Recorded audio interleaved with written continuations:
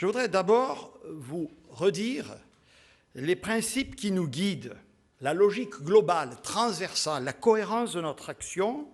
Elle pourrait se résumer en une phrase: vivre avec le virus.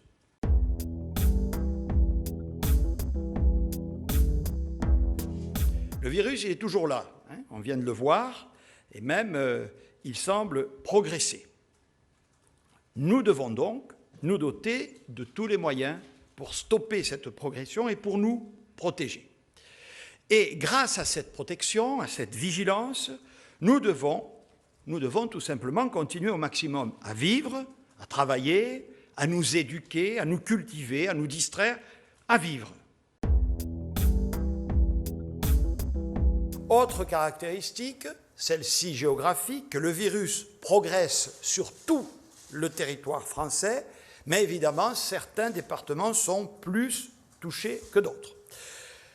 Le virus circule désormais dans toutes les régions et plus, comme c'était le cas au début de l'épidémie, en Île-de-France et dans le Grand Est. Dans la majorité des départements, l'incidence a ainsi dépassé les 10 pour 100 000. Il y a toutefois de fortes disparités, comme l'indique la carte qui s'affiche au tableau, puisqu'un certain nombre de départements ont dépassé le seuil de 50 pour 100 000. Ce seuil est important dans notre batterie de mesures, puisque nous avons pris en conséquence la décision d'inscrire 19 nouveaux départements, vous les voyez sur la carte, en rouge, c'est-à-dire ce qu'on appelle en zone de circulation active du virus. Ça porte donc au total le nombre des départements concernés à 21, puisque Paris et les Bouches-du-Rhône y figuraient déjà.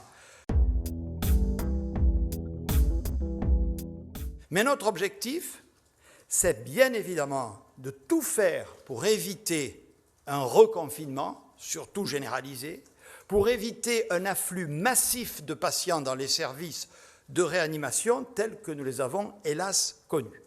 Et je veux vous dire que cet objectif est à notre portée collective, pour peu que nous soyons tous mobilisés et responsables. J'ajoute que le port du masque ne doit pas nous faire oublier le respect des gestes barrières. Nous devons continuer à nous laver les mains régulièrement, à nous tenir à plus d'1 mètre de distance les uns des autres lorsque cela est possible. Au-delà des règles, des interdictions et des sanctions, nous devons donc surtout faire attention finalement dans notre vie quotidienne. Porter un masque, ça n'est pas toujours très simple. Se tenir à distance des autres, ça n'est pas un réflexe absolument spontané. Et pourtant, avouons ensemble que ce ne sont pas non plus des contraintes insurmontables.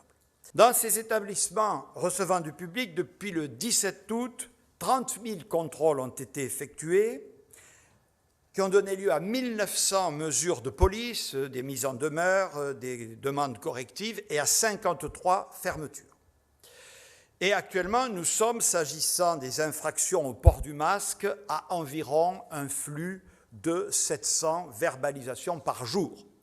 Et là aussi, c'est aux autorités locales, en fonction de ce qui est constaté, de décider de l'intensification éventuelle de ces actions qui, je ne le cache pas, est parfois nécessaire. Le virus, nous devons continuer à le traquer. Cela repose sur 3 enjeux que le Premier ministre a énoncés et sur lesquels, à votre demande, je vais revenir peut-être un peu plus en détail encore. Tout d'abord, pour traquer, il faut tester. Vous le savez, lors de la vague épidémique, nous avons considéré tout malade suspect du coronavirus comme malade a priori, avec ou sans diagnostic biologique, à l'instar de ce que nous faisons dans notre pays depuis des décennies, pendant les épidémies grippales notamment, et suivant ainsi les recommandations internationales. Depuis, les choses ont évolué. D'abord, les recommandations scientifiques, françaises, internationales, nous ont dit de tester davantage. Notre connaissance du virus nous a incités à tester davantage.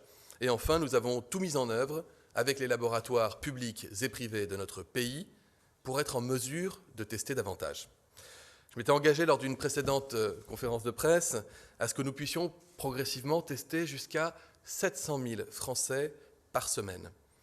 Grâce aux efforts de tous, et je veux les saluer notamment en période estivale parce que personne n'a chômé.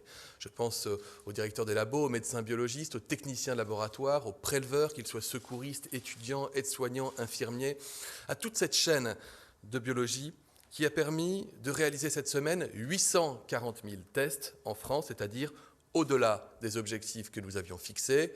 Et comme le Premier ministre vous l'a dit, à raison, cette augmentation n'est pas terminée.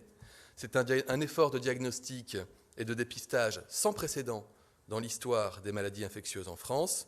Je me suis entretenu avec les laboratoires hier, à qui j'ai fixé un objectif de monter à court terme à 1 million de tests par semaine.